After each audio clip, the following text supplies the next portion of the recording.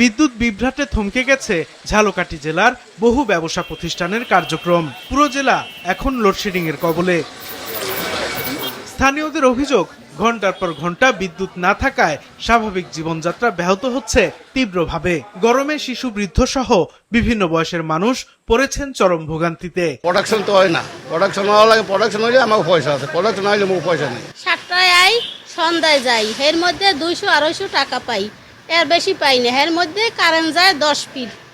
বিপরীতে বিদ্যুৎ অফিস বলছে, চাহিদার তুলনায় সরবরাহ কম হওয়ায় তৈরি হয়েছে এই সংকট। ঘাটতিটুকু রোটেশন অনুযায়ী আমাদের যে ফিডার আছে, এক এক ফিডার এক এক সময় আমাদের শিডিউল করা আছে, সেই শিডিউল অনুযায়ী এইটা লোডশেডটাকে ম্যানেজ করে গ্রাহক পর্যায়ে বিদ্যুৎ দেওয়ার চেষ্টা করতেছি আমরা। একই চিত্র মাগুরাতেও। পৌরসভা ও উপজেলার বিভিন্ন এলাকায় ঘন্টার পর ঘন্টা লোডশেডিং এ বিপর্যস্ত জনজীবন। বিদ্যুৎ চালিত যানবাহন প্রয়োজন মতো চার্জ দিতে না পেরে বিপাকে পড়েছেন চালকরা। গ্যাস সংকটে মহেশখালী বিদ্যুৎ সরবরাহ কেন্দ্র বন্ধ হয়ে যাওয়ার পর থেকেই বেড়েছে লোডশেডিং এর তীব্রতা, জানিয়েছে স্থানীয় বিদ্যুৎ অফিস।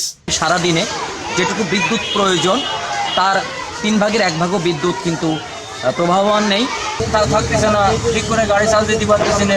আমাদের মহেশখালীতে যে এলএনজি টার্মিনাল দুটো আছে, তার মধ্যে একটা টার্মিনালে হচ্ছে গত 27 জুলাই হচ্ছে অগ্নিসংযোগ হয়ে ওটা ক্ষতিগ্রস্ত হয়।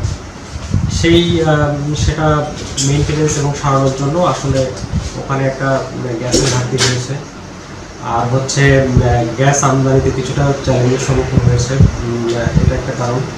আর পায়রা তাপবিদ্যুৎ কেন্দ্রের 2টা ইউনিটের মধ্যে একটা ইউনিট হচ্ছে মেইনটেনেন্সের মধ্যে আছে। তো এই সমস্ত কারণেই আসলে বর্তমানে যে লোডশেডটা হচ্ছে। পুরো মেহেরপুরে 72 মেগাওয়াট বিদ্যুতের চাহিদার বিপরীতে মিলছে মাত্র 48% বিদ্যুৎ। এতে প্রতিদিনই 10 থেকে 12 ঘন্টা লোডশেডিং হচ্ছে জেলা জুড়ে।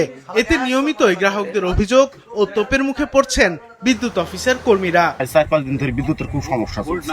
বিদ্যুৎ লোডশেডিং এর মূলত কারণে জমিতে সেচ দিতে পারছি না। আমরা 26 মেগাওয়াট লোড সরবরাহ করতে ক্ষমতা আমাদের আছে, আমাদের লাইনের যে ক্ষমতা আছে, আমাদের অ্যাভেলেবল লোকবল আছে, আমরা রেডি আছি, কিন্তু আমাদের যে চাহিদা, সেই চাহিদা অনুযায়ী বিদ্যুৎ না পাওয়ার কারণে ঘন ঘন লোডশেডিং এ ক্ষুব্ধ গাইবান্ধা জেলার বাসিন্দারাও বলছেন, বিদ্যুতের অভাবে থমকে গেছে তাদের দৈনন্দিন জীবন।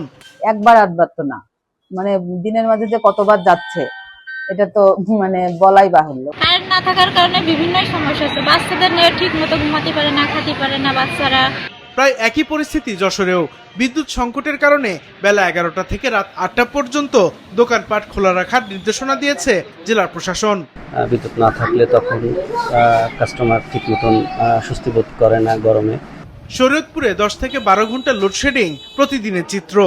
এতে কৃষি ও শিল্প উৎপাদনে নেতিবাচক প্রভাবের পাশাপাশি মারাত্মকভাবে ক্ষতিগ্রস্ত হচ্ছে শিক্ষার্থীদের লেখাপড়া।